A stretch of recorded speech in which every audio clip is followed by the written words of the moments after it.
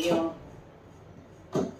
गेल्या काही व्हिडिओमध्ये आपण योग विषयावरती बरीचशी माहिती बघितली. आजही आपण थोडी नवीन माहिती बघणार. नमस्कार, मी स्वर्णा कौलगुड, निसर्गोपचार तज्ञ, योग पंडित आणि योग प्राध्यापक आहे. आपण बऱ्याचदा असं ऐकतो की आम्ही योगा करतो असे म्हणतात, बरेचसे जण आपल्याला असे म्हणतात. तर योगा हा शब्द नाहीये, हा पाश्चिमात्यांकडनं हा शब्द आलाय. खरा शब्द आहे योग. युज या संस्कृत धातूपासून योग हा शब्द आलाय. योग म्हणजे जुळून येणे. मग आपण जो योग करतो, योगाभ्यास करतो, त्यामध्ये काय जुळून येतं? तर आपल्याला माहितीये की आपलं मन जे आहे ते खूप अस्थिर आहे, चंचल आहे, एका जागी स्थिर नसतं. सतत मन कुठेतरी दूर धावत असतं आणि आपण काहीतरी कार्य करत असतो आणि मन मात्र तिथे नसतं. आपल्याला माहितीये की जिथे मन आहे ते काम अगदी 100% छान होतं, उत्तम होतं. आपण म्हणताना बऱ्याचदा असं ऐकतो की लहान मुलं जेव्हा शाळेत जातात, आणखीन त्यांच्या ज्या आई असतात त्या सांगताना आपण ऐकतो की माझा मुलगा अजिबात काही त्रास देत नाही शाळेमध्ये. पण काय होतं ना, त्याच्या लक्षातच राहत नाही. आणि प्रॉब्लेम असा असतो की मुलगा शांत बसतो शाळेमध्ये. अजिबात बाई जेव्हा गणित सांगत असतात फळ्यावरती, तेव्हा मुलगा अगदी शांत बसलेला असतो. पण त्याचं मन तिथे फळ्यावर बाई काय गणित समजावतायत याकडे नसतं. त्याच्या मनात तिसरंच काहीतरी चालू असतं. म्हणजे समजा संध्याकाळी काही खेळायला जायचं असेल मुलांबरोबर, तर ते विचार असतात की आज क्रिकेट खेळताना मी माझा बॉल देणार नाही किंवा काय, असे इतर विचार चालू असतात. आणि जेव्हा बाई एकदम त्याच्याकडे बोट करून त्याला उभं करतात आणि सांग म्हणतात मी काय सांगितलंय, तेव्हा मुलाला काहीही सांगता येत नाही. याचं कारण असं असतं की तो बघत बाईंकडे असतो, स्थिर बसलेला असतो, कोणताही उद्योग करत नसतो.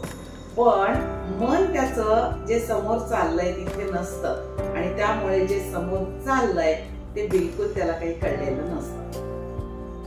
तसंच जेव्हा आपण एखादं कार्य करतो त्यामध्ये जे काही आपण करत असतो त्यामध्ये जर 100% आपलं लक्ष असेल तर ते त्या कामाचा जो आउटपुट आहे तो आपल्याला 100% मिळतो. आणि म्हणूनच खरं म्हणजे योग सगळ्यांनी करणं अतिशय महत्वाचं आहे. म्हणजे शरीरासाठी, आरोग्य चांगलं राहण्यासाठी तर योग उपयोगी आहेच आहे. मग शरीरातली अशुद्धता काढण्यासाठी सुद्धा योग उपयोगी आहे. बऱ्याचशा कारणांसाठी योग उपयोगी आहेच आहे.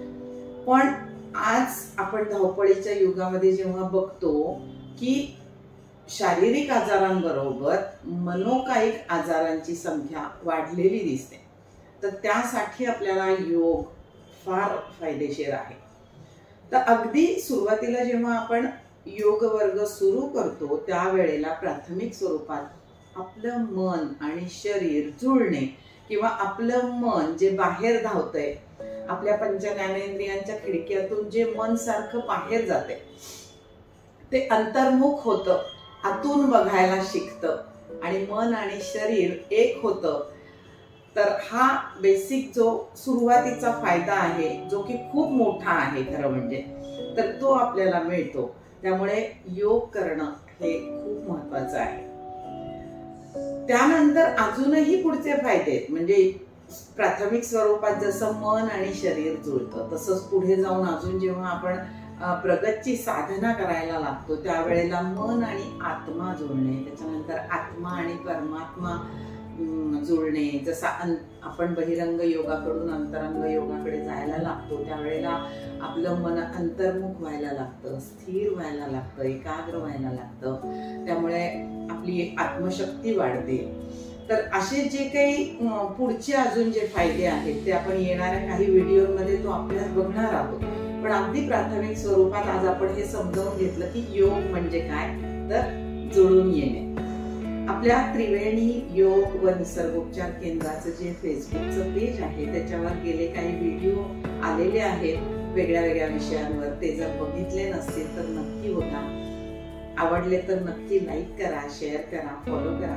आपल्या युट्यूबवर सुद्धा आपलं चॅनल आहे त्रिवेणी योग व निसर्गोपचार केंद्र. त्यावरचे पण व्हिडिओ बघा, सबस्क्राईब करा, आपल्या मित्रमैत्रिणींपर्यंत पोहोचवायला विसरू नका. भेटूया नवीन विषय घेऊन पुढच्या व्हिडिओमध्ये.